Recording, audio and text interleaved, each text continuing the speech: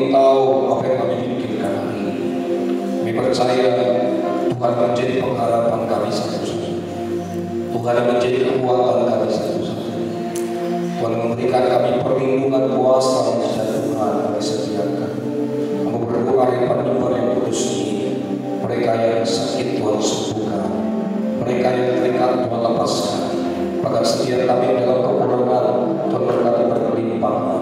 Kami percaya kami datang bahkan pulang tidak akan pernah sama lagi.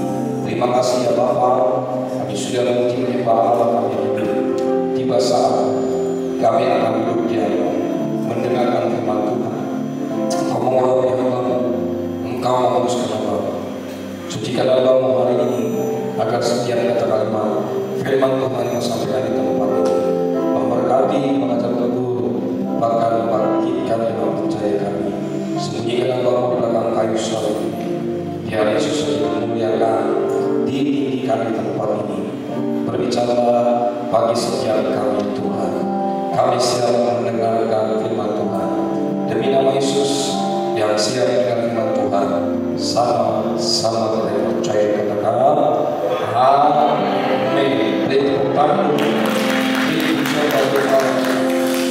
Silakan duduk kembali jemaat Tuhan yang dikasihi. Terimalah salam saya dari depan mimbar ini. Shalom Tiberias. Masih lebih kencang suara saya. Shalom Tiberias.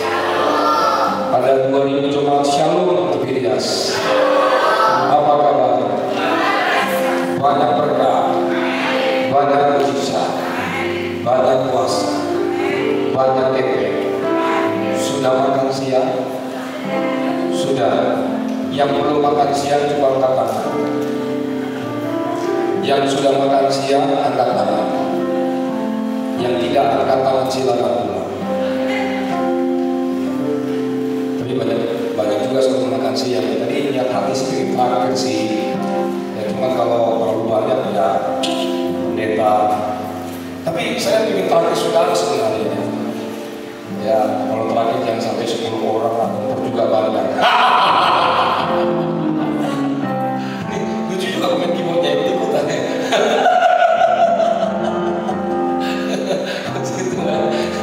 Baik, hari ini tema attitude khotbah saya berbicara tentang harta yang terpendam dan mutiara yang sangat berharga.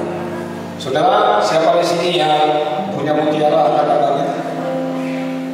Oh nggak punya? Kelihatan sih dari wajah saudara. Tampak-tampak orang kaya.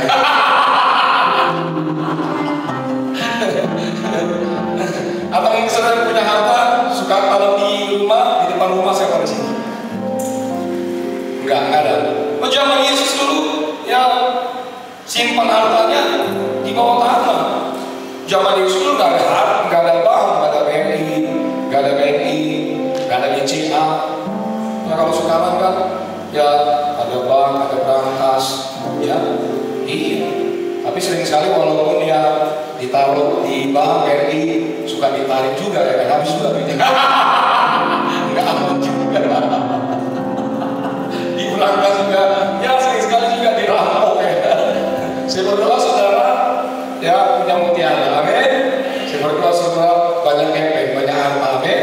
Tapi jangan lupa kalau saudara jadi orang kaya yang berpendeta, amin, jangan sombong, amin. Karena harta di dunia cuma sementara. Yuk, buka kita saudara, terambil dalam Injil Matius pasal yang pasal 13 ayat 44 sampai dengan ayat 46.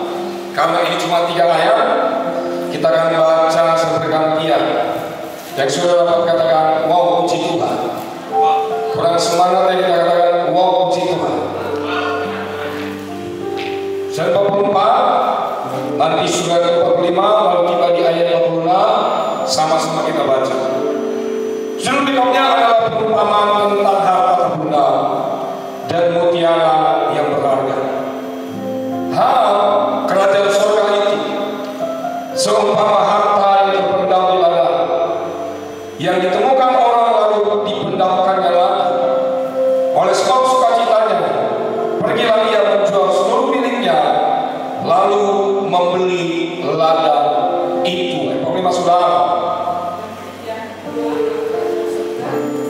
Ulangi, gak ada suaranya. Yuk, 2, 3 ya.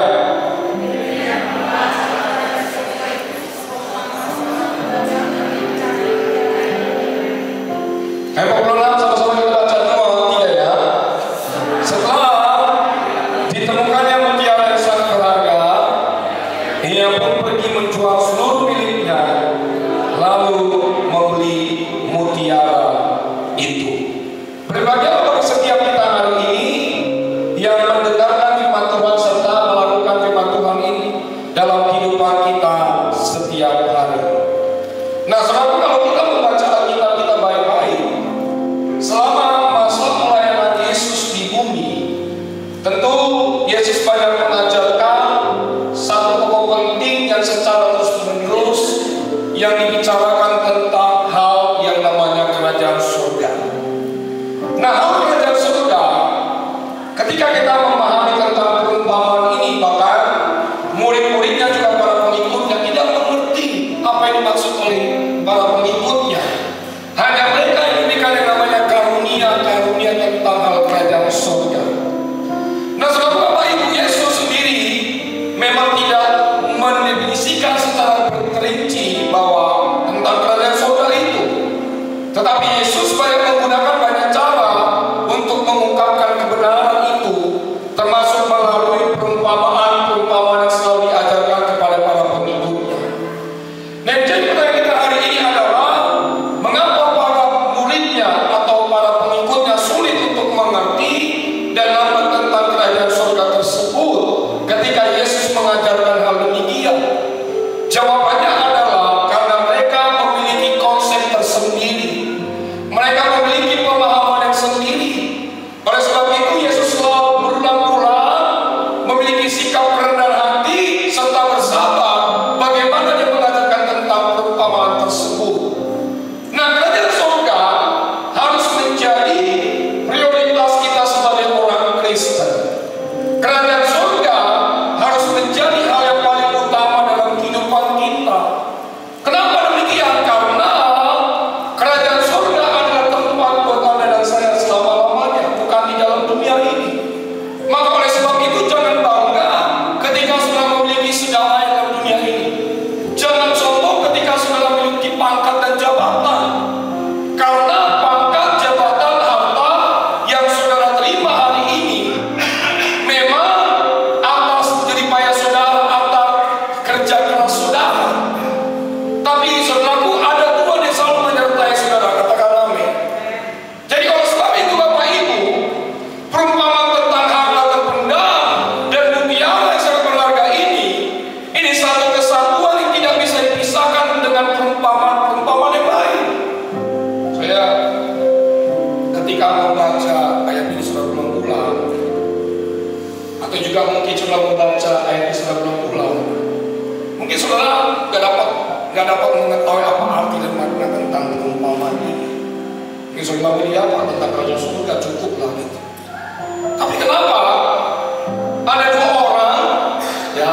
Yang pertama dikatakan, Bapak Ibu, kita akan pelajari nanti baik-baik. Yang pertama menemukan harta terpendam. Lalu yang kedua, mutiara yang sangat berharga. Kenapa mereka yang menanam harta itu? Kenapa mereka sampai tidak menjual harta milik mereka sampai mereka membeli ya ladang tersebut, sampai mereka membeli mutiara yang sangat indah itu? Berarti ada nilai yang sangat spesial di sana. Kalau dalam konsep pemikiran orang dunia, betul. Tapi hari ini kita akan belajar sama-sama bagaimana kita dapat menemukan harta yang terpendam dan mutiara yang sangat berharga itu. Yang pertama, Matius pasal 13 ayat 44. Silakan Pak. Firman Tuhan diambil dalam Matius 13 ayat yang ke-44.